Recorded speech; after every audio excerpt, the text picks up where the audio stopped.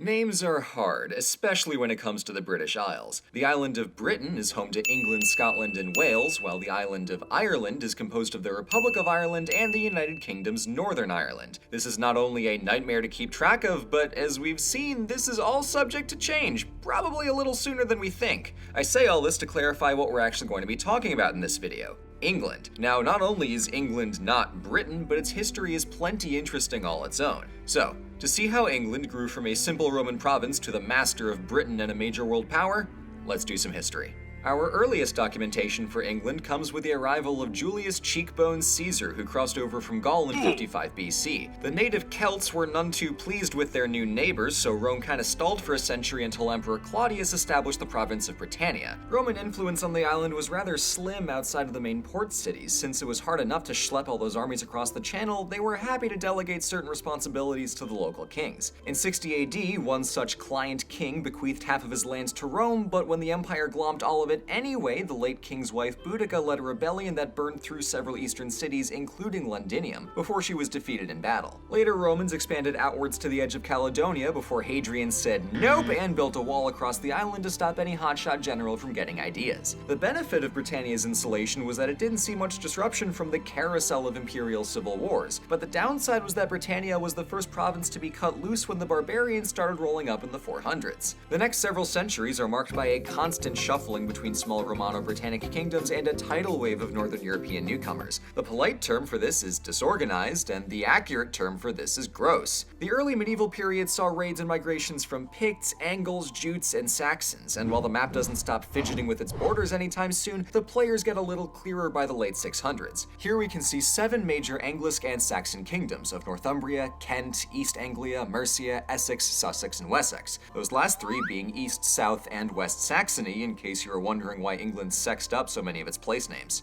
These kingdoms weren't entirely Britannic nor fully Germanic. Just like the Romans, it was a case of gradual integration between lots of small and unique groups of people, sometimes friendly, sometimes stabby.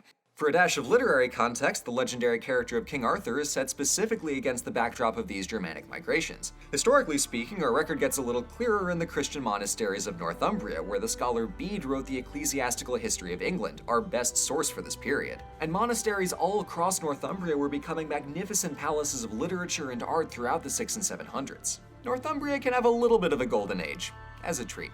The good news is that this was really shiny, but the bad news is that maybe this was a little bit too shiny, as the glittering attracted our old pals the Vikings, who rolled up to the island monastery of Lindisfarne to save the priceless relics from the totally unrelated fires that started burning right as the Vikings arrived. Weird.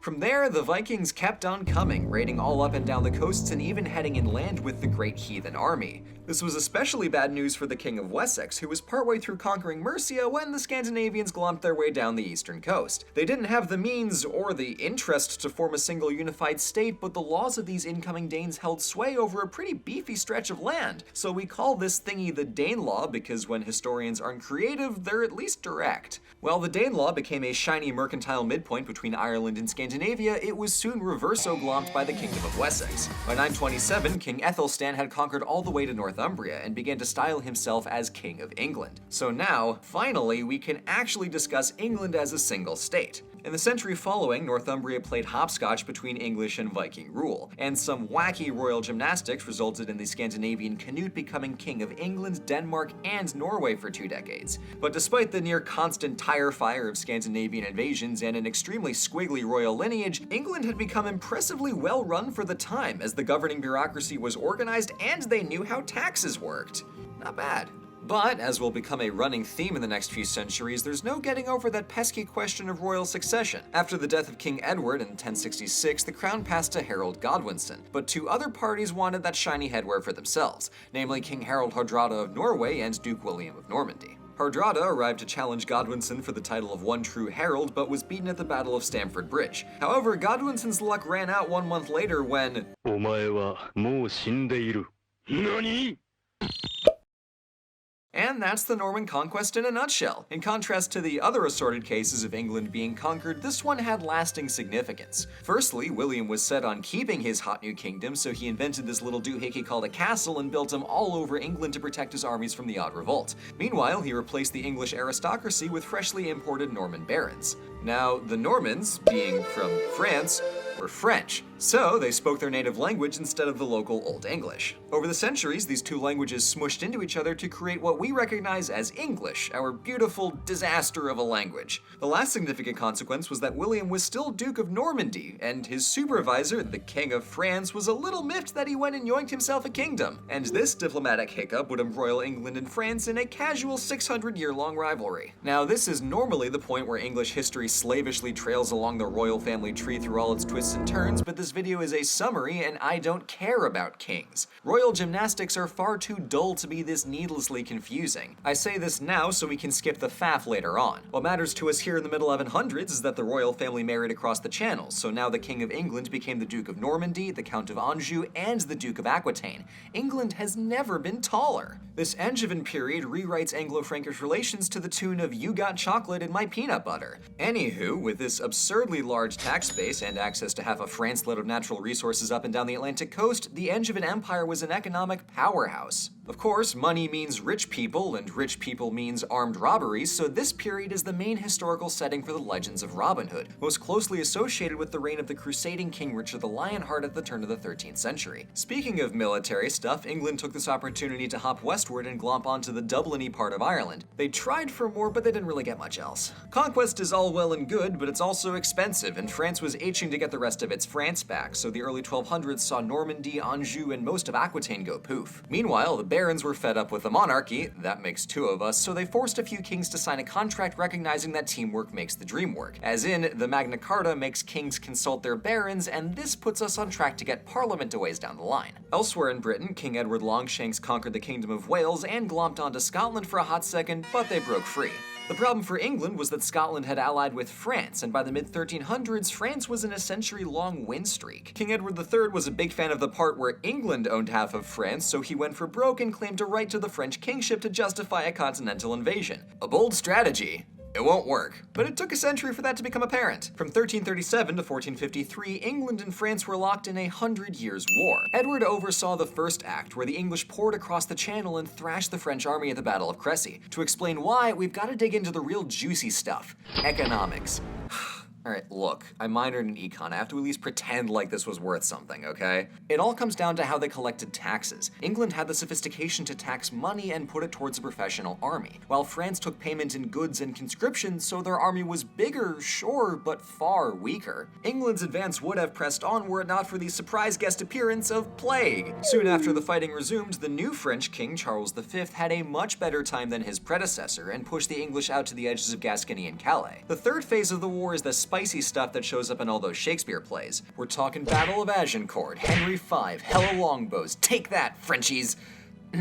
After the loss, France fell into a civil war and almost collapsed until Joan Kick-Ass d'Arc arrived to absolutely steamroll the English. King Henry VI had exactly 0 ways to handle this, so England got swept right on out of there. By 1453, all they had left was a tiny little sliver of Calais. Despite the war's overt goal of conquer France, it inadvertently cemented a distinct English identity through language, national heroes, and insular geography. The other major consequence was, big shock, another succession crisis. I've covered the War of the Roses before, and I respect you too much to bore you with this. All that matters is that a king died and two families spent a century stabbing each other over who would get the crown. Plot twist, both of them. Big ups to Henry VII for marrying the houses of York and Lancaster together to create the Tudor dynasty and resolve that mess for good. The Tudors managed to accomplish quite a bit in their century-long runtime. The first order of business for King Henry VIII was to formalize the rules for royal succession, presumably because he had to read about the War of the Roses and decided never again. But he also had outside problems, as King Charles of Spain and the Holy Roman Emperor Charles V, coincidentally the same Charlie, was getting a smidge overpowered since he put the Pope under house arrest. Further complicating matters was the little fact that Henry's first wife was also Charles's aunt, and she wasn't bearing any male heirs. Henry deftly solved the three problems of Charles, the Pope, and his wife in one move by going diet Protestant and forming his own church. This new Church of England didn't really lean that hard into Protestant theology, but the real swerve was that the church answered only to the king. This quasi-reformist compromise wasn't exactly the easiest thing in the world to enforce, but the Tudors made it work. Meanwhile, back in geopolitics land, Henry made a new push push into Ireland, and tried, and failed, to bully Scotland into uniting with England.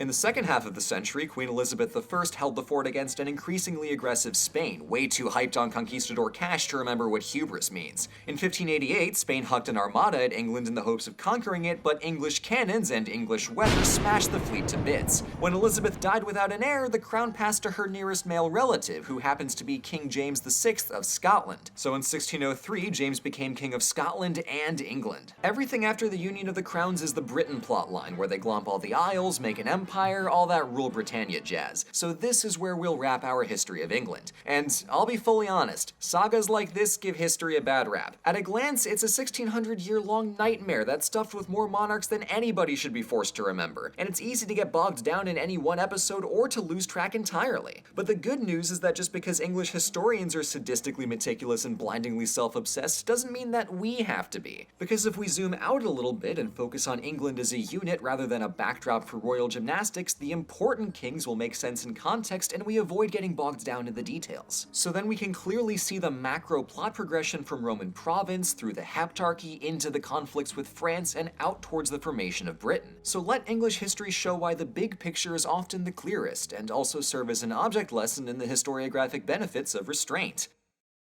Thank you so much for watching. You can tell this is an OSP history video because I run away at the slightest hint of early modern Europe. In any case, huge thanks to our patrons, whose names you can see scrolling across the screen right now. If you want to support the channel and get cool rewards, hop on over to patreon.com/OSP. Additionally, massive thanks to everybody who participated in our spring break streams. We had a great time and managed to raise a whopping $31,000 for Feeding America. You're all champions, and I'll see you in the next video.